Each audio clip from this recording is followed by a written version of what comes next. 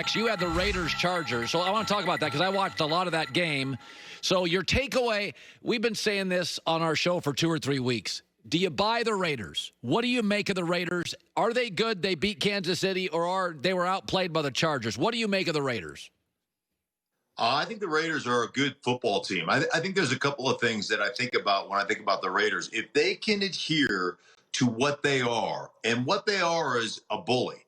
Like, if they can play that style of football, control the line of scrimmage on the offensive side of the ball, absolutely beat you up, running the football, opening up their play action stuff, they're a really tough team to beat. That takes the pressure off their defense. It's real complementary football style when they control the line of scrimmage. If they can't play that way, they are very susceptible. I don't think talent-wise they're talented enough on the defensive side to consistently rush the opponent's quarterback unless that opponent starts counting possessions. We've only got, in a normal game, we have 12 possessions. We're only going to have 8 or 9 because of the way they're running the ball and controlling the line of scrimmage. So we've got to put our quarterback in more of harm's way.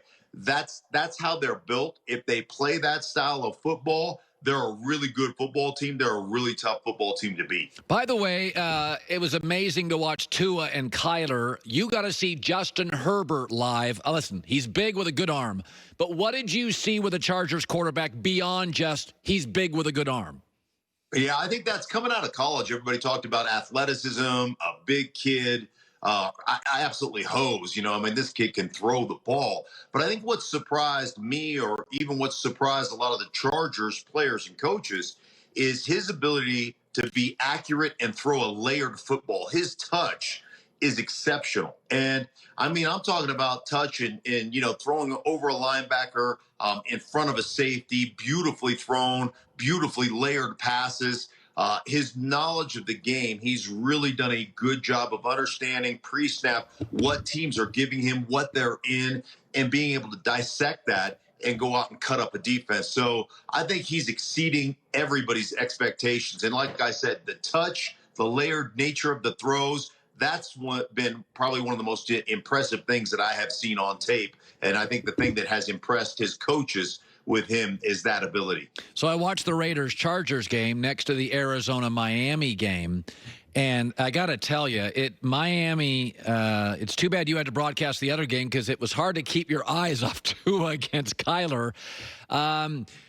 You watched it. What'd you make of Tua? What were your impressions? My impressions of Tua were I was pleasantly surprised at the progress he made from week 1 to week 2, how much more comfortable he was. He obviously understands the game. He sees the game well.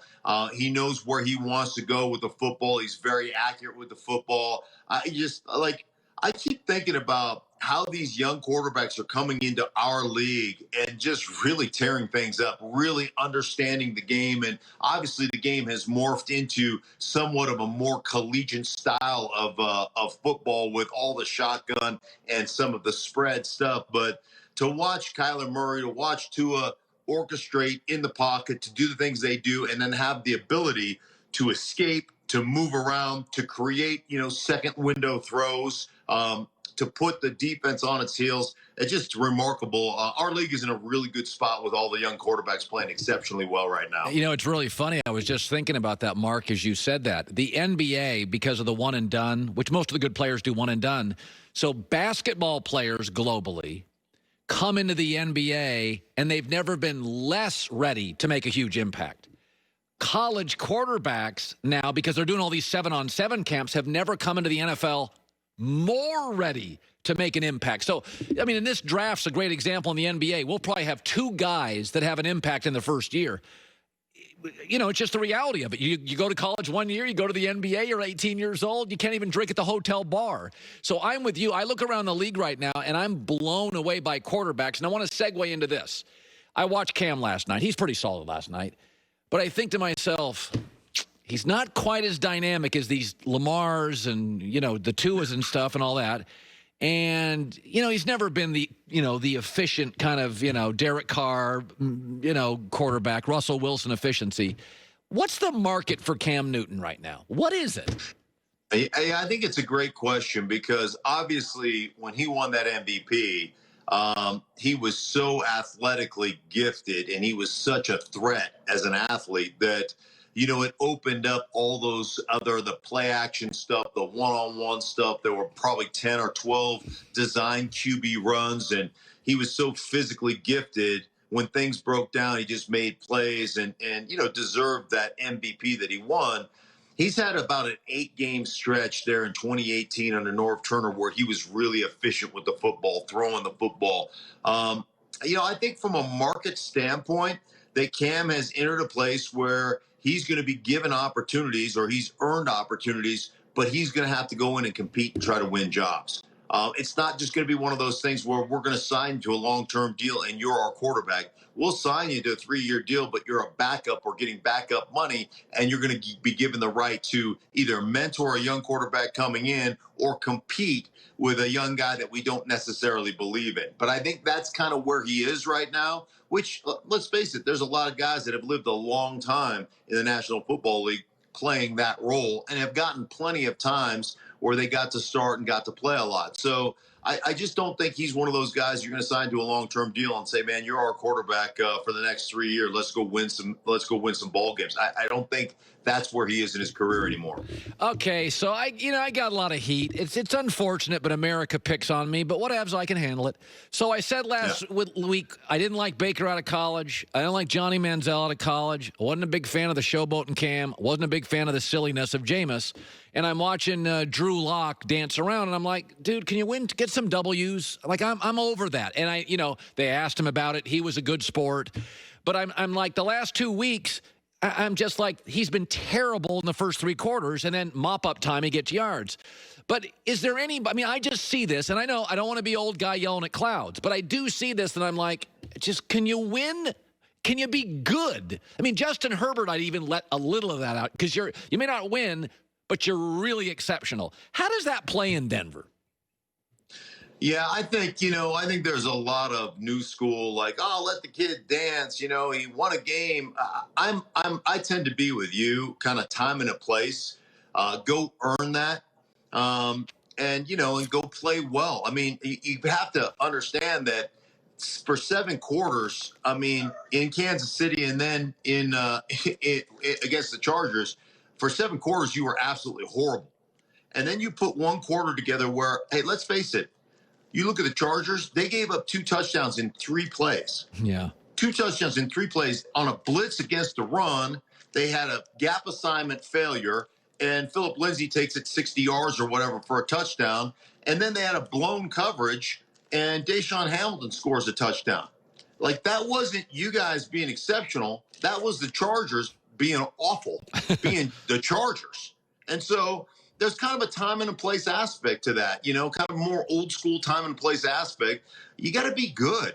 And, when you watch Drew on film, and even last week, mopping up and putting up yards and scores in the 4th quarter when defenses are just playing back going, guess what? We'll give you yardage. We want you to complete the ball because we want the clock to run. That's not you all of a sudden figuring it out in the 4th quarter. People here in Denver are like, well, why don't they just do what they do in the 4th quarter through the whole game? Because the teams aren't just going to give it to you in the 4th quarter. When they're up by, 21 points, yeah, they're going to let you complete some balls. So, yeah, I think the jury is out right now. And, I wrote down in my notes when I came home from doing the Raiders game, the Raiders-Chargers game, I wrote my notes because I sat down here in the kitchen and watched the game from about 11 to 1 o'clock in the morning, taking notes and charting it. And I wrote down the 6th sense. And the meaning of was I see dead people. Like, how many perceived pressures are you going to feel, and how many times are you going to just take off after your first read is not open? To compete in this league and to compete consistently in this league, and it's kind of what we were talking about Cam, you have got to, at some point, be able to eviscerate defenses from the pocket. And if you can't, guess what? You're not going to consistently win, at least not in the playoffs. And think about it from, like Lamar Jackson. What do we say? Phenomenal. Won the MVP. Unbelievable. If you can get him down by 10 and make him compete from the pocket, guess what? Your odds of winning have become dramatically better. And so I still will be old school in that if you can't win from the pocket, you can't win. Not the big games. Yeah, Mark Schlereth, good seeing you, buddy. 3 rings, 2 Pro Bowls. Thanks, buddy. You got it, bud. It is funny. Like on Twitter, everybody likes new school, old school's bad. And listen, I like new music. I'm not into old music. I'm not into classic rock and roll. I heard it when it wasn't classic. It was fine. I tend to be a little more progressive on certain things, but I do think old school matters. Like I think time and a place matters. With Drew Lock, it's like there's a time and a place to do that. Dude, you're awful for 3 quarters. And they go into a prevent, and then against Atlanta, you're awful for 3 quarters. Then they go into a prevent. Like I want to see stuff before dancing. There's a time and a place for everything. Time and a place. And if I'm old school on that, all right, old school's not always wrong, not always right, not always wrong. Coming up next, the Cleveland Browns have a problem. It's not Baker. It's the Miami Dolphins. I'll explain coming up.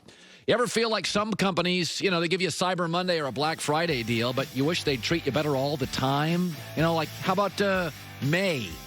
How about June? I don't want a Cyber Monday. How about a Treat Me Well Tuesday? That's Pure Talk USA, a new wireless provider. $20 a month, that's all you'd pay. Don't need a new phone. Don't need a new number. You use the same towers, exact same coverage of the big boys like T-Mobile, Verizon, AT&T. But those guys gouge you for data you never use. With Pure Talk USA, unlimited talk, unlimited text, 2 gigs of data.